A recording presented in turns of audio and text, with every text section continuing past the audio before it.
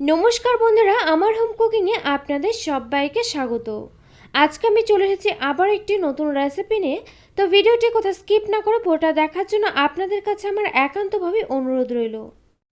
আজকে আমি আপনাদের সঙ্গে শেয়ার করছি আলু আর সুজি দিয়ে দারুণ মুচমুচে এবং মুখরোচক একটি নাস্তা রেসিপি। এই রেসিপিটি কিন্তু ঘরে থাকা অল্প কিছু উপকরণ দিয়ে বানিয়ে ফেলা যায়। আর সন্ধেবেলা কিন্তু গরম গরম চায়ের সঙ্গে হোক বা মুড়ি মাখা, এমনকি টমেটো কেচাপের সঙ্গেও কিন্তু পরিবেশন করলে এই নাস্তাগুলো খেতে দারুণ লাগে। আর বাড়িতে যদি কোনো গেস্ট আসে তবেও কিন্তু আপনারা খুব কম সময়ে এই রেসিপিটি বানিয়ে পরিবেশন করতে পারেন।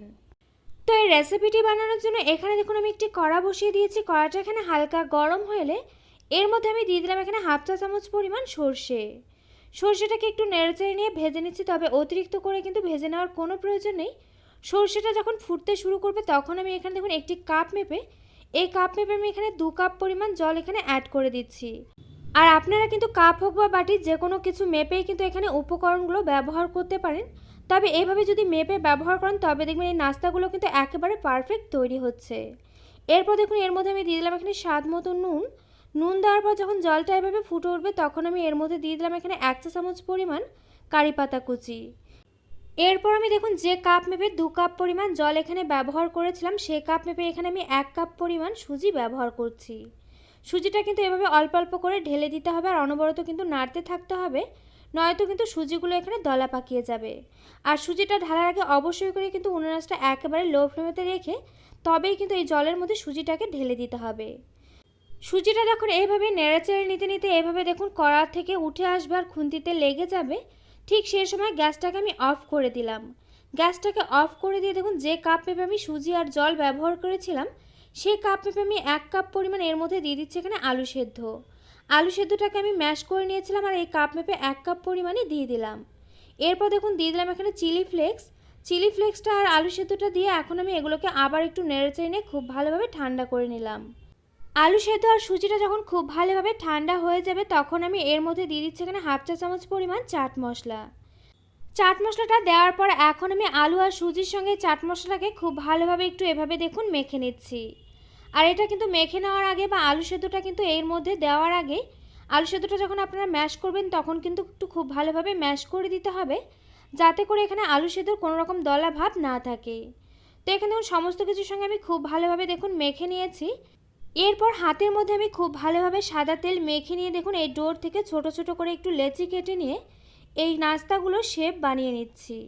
প্রথমে দেখুন এভাবে একটু আমি গোল করে নিচ্ছি হাত দিয়ে, গোল করে নিয়ে তারপর একটু চ্যাপটা করে এভাবে দেখুন শেপ দিয়ে আমি নাস্তাগুলোকে তৈরি করে নিচ্ছি।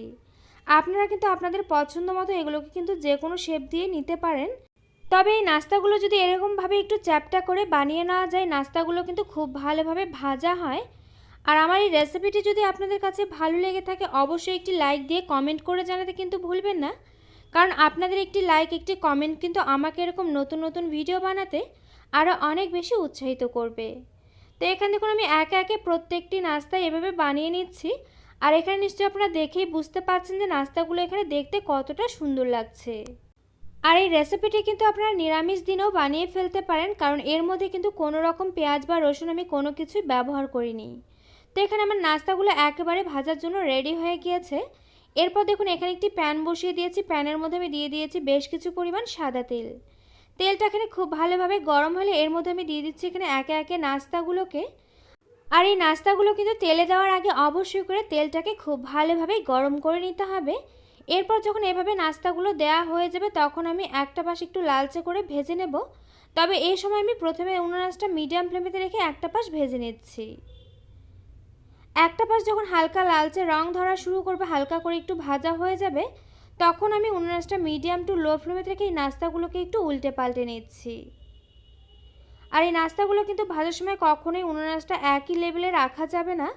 প্রথমের দিকে কিন্তু হাই ফ্লেমেতে, তারপর মিডিয়াম ফ্লেমেতে, তারপর কিন্তু উনুন আঁচটা মিডিয়াম টু লো ফ্লেমেতে রেখে নাস্তাগুলোকে একটু ভেজে নিতে হবে।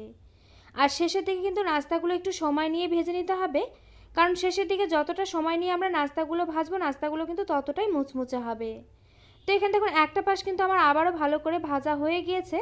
এরপর দেখুন নাস্তাগুলোকে আমি উল্টে পাল্টে নিয়ে এবার অপর পাশটাকে আবার একটু লালচে করে ভেজে নিচ্ছি। তো এখানে দেখুন বেশ কিছু সময় ধরে কিন্তু আমি নাস্তাগুলোকে ভেজে নিয়েছি, আর এখানে দেখুন নাস্তাগুলো বেশ লালচে রং করে ভাজা হয়ে গিয়েছে। এখন আমি এগুলোকে একটি প্লেটের মধ্যে তুলে রাখছি। আর এই রেসিপিটি কিন্তু অবশ্যই করে খুব ভালোভাবে একটু বেশ লালচে করে ভেজে নিতে হবে, তবে কিন্তু এগুলো খেতে অনেক বেশি ভালো লাগে। তো শুধুমাত্র হাতে গোনা কয়েকটি মাত্র উপকরণ দিয়ে আলু আর এই সুজির নাস্তার রেসিপিটি আপনারা একবার এইভাবে বাড়িতে ট্রাই করুন। আশা করছি আপনাদেরও খুব ভালো লাগবে।